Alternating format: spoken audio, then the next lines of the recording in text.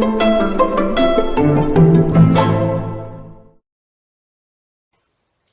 my name is Brandon, and I'm an alcoholic and addict in recovery. And today I'm going to talk about motivation and expectation in recovery.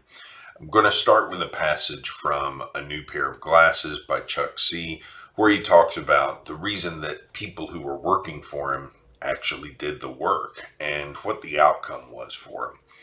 So he says, they say another thing. They say that anything that's worth doing is an end in itself, that anything that's done as a means to an end is self-robbery. Now, what does that mean?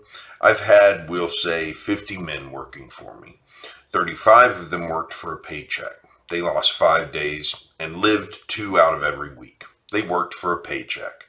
15 of them worked for fun. They had a picnic. They never lost any time, and they were my premium men. They got more money than anybody else, and they lived 7 days a week, lost no time. Anything done as a means to an end is self-robbery. So if we think about this in terms of recovery, a good example is when I first got into recovery, the big motivating factor was that my wife, my spouse, had come to me and said, something needs to change. Your behavior, what you're doing is causing problems for this family, and we need you to change. That was the big motivating factor. So I came into recovery to try to alleviate outside problems.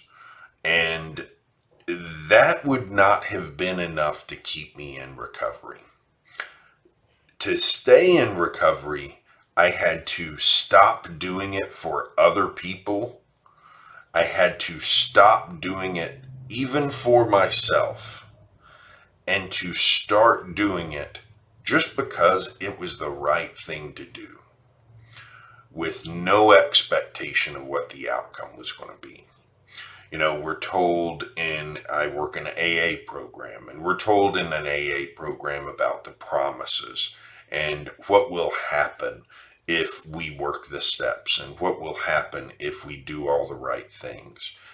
And I found, and this is just for me personally, this is not for everybody, but for me personally, I found I even needed to take my focus away from the promises a little bit.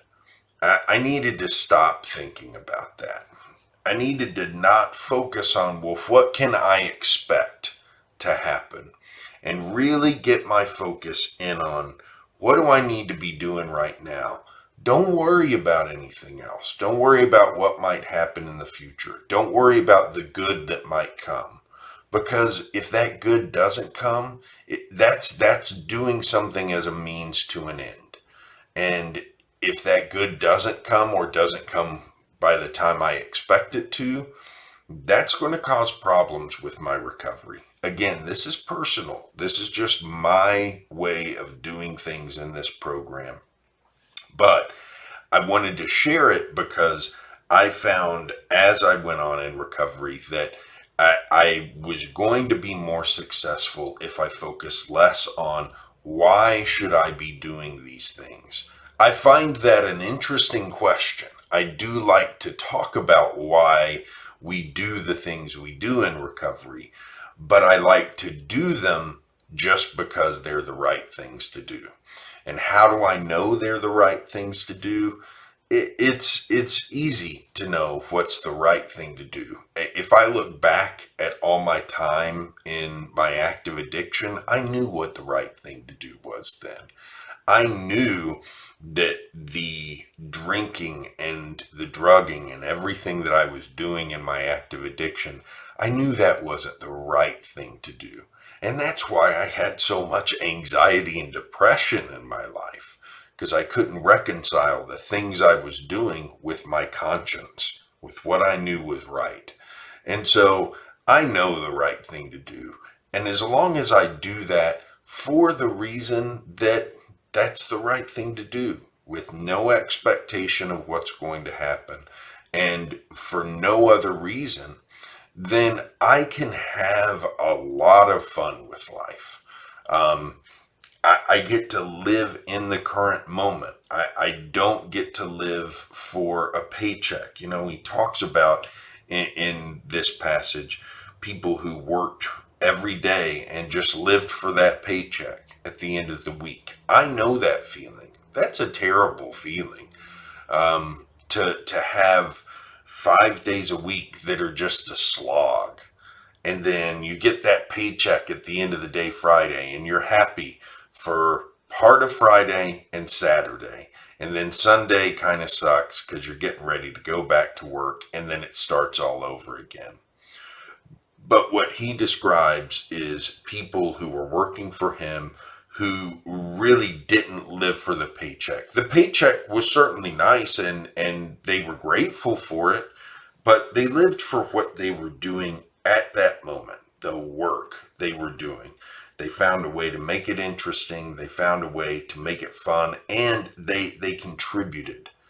And they found value in just contributing and just being that particular way. And that's where I've tried to get, and I try to keep myself in recovery, is finding the value in what I do, not because of the results, but because of what it is. And I think that that has been a really important part of my staying in this program and staying in a program of recovery. Because I think that if I had had a lot of expectations about what was going to happen, things probably would have been a lot more difficult for me.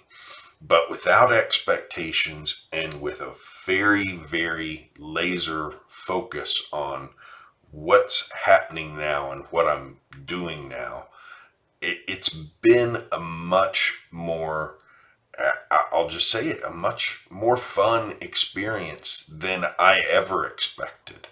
And so that's it for today. I will be back here tomorrow with more. In the meantime, have a good day.